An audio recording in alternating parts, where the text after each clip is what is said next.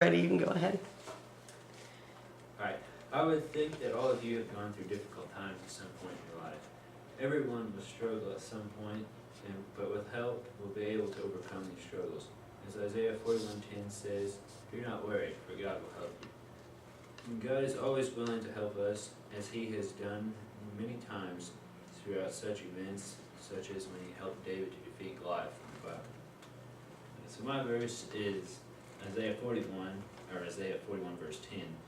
And this says, "Fear not, for I am with you. Be not dismayed, for I am your God. I will strengthen you, I will help you, I will uphold you with my righteous right hand." Okay, so this verse basically says that we need not worry, because God will always be there for us to help us through any struggles we might have. And I chose this verse because it's my confirmation verse, and that's something I need to remember sometimes. Okay.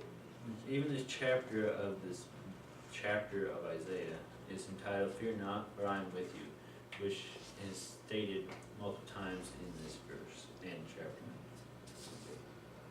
A little bit of background on the book of Isaiah is some Bible skeptics say that there are multiple authors for this book, saying that each section was written by a different person. First section being chapters 1 through 39, the next section being chapters 40 through 45, and the third section being chapters 56 through 66.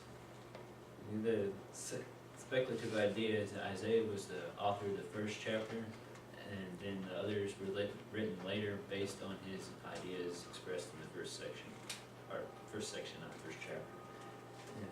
But the traditional view held by the Christians is that Isaiah has been written by Isaiah himself, the whole book, that is.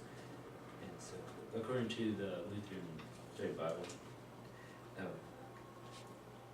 according to Miller's book entitled "The Complete Guide to the Bible," the first section of this book was written about his lifetime, and the later two sections were written referring to events that would happen over 100 years later. Isaiah is often quoted in the New Testament when referring to the predictions about the Messiah. He has nearly 500 quotes, I think it is, which he has even been referred to as the fifth gospel. For a cross-reference, this is my first cross-reference, is Hebrews 13:6, which says, "So we can confidently say, 'The Lord is my helper, I will not fear. What can man do to me?'" This verse shows us that God is more powerful than any human, and so we needn't worry what others might do to us when God is on our side. Another cross-reference is Psalms 124 verse 8, which says, "Our help is in the name of the Lord who made the heavens and the earth." This shows us that our God is the same God who made all the heavens and the earth, and so if He's powerful enough to do that, He can help us with whatever our needs might be. Okay. Mark 9 verse 20, not 20, never mind. Mark 9 verse 24, as my final cross-reference, which says, "Immediately the father of the child cried out and said, 'I believe, help my unbelief.'" And this was just after Jesus had healed a child with an unclean spirit. And so he's pointing out that, or the father has pointed out that he is believing, but he cannot have faith completely on his own. It shows us that we even need help for things like that. So to illustrate this story, I have chosen the story of David and Goliath. This occurred when the Israelites were in war against the Philistines.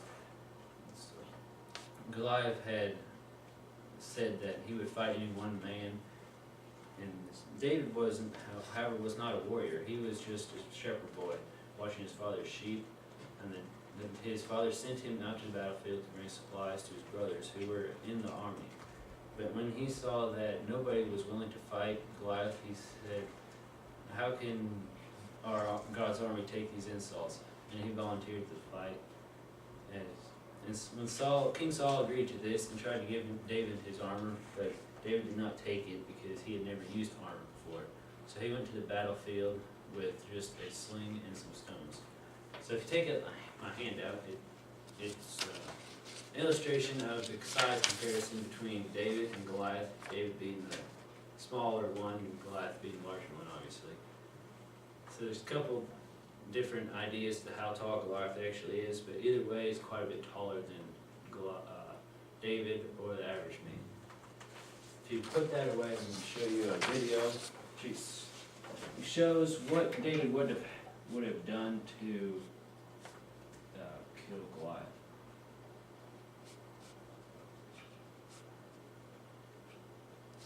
There it is. And stone. He's investigating the technique David would have used to bring down Goliath. The sling is like an extension of the arm.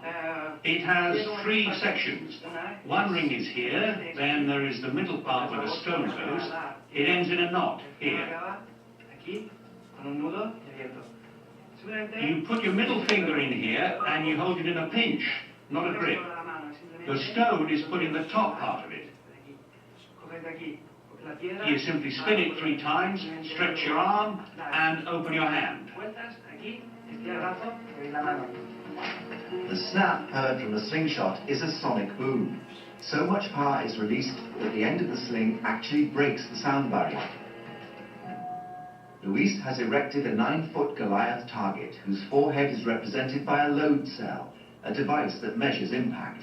It's only 4.6 square inches in area, equivalent to the region of Goliath's forehead that was not protected by armor.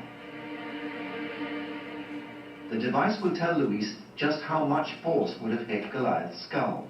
But for a missile the size and shape of a sling stone, how much force would be required in order to kill?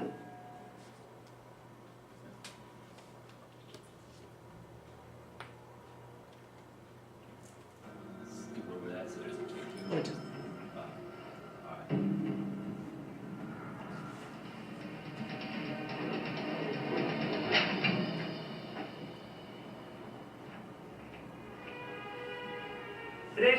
3.62 kilonewtons. That's sufficient to eliminate Goliath with a sling and a stone. Goliath is now dead.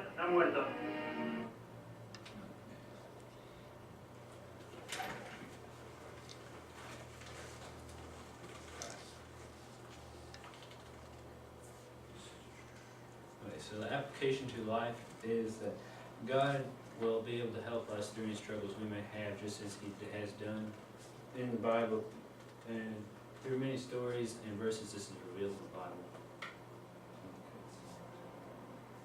As we learned from Isaiah 41:10, God will provide us with help since we will all need help at some point. As the Bible consistently says in verses and stories, God will be our help in trouble. I encourage you to find people who can help you when you are having a struggle. Thank you very much. Let's give him a round of applause.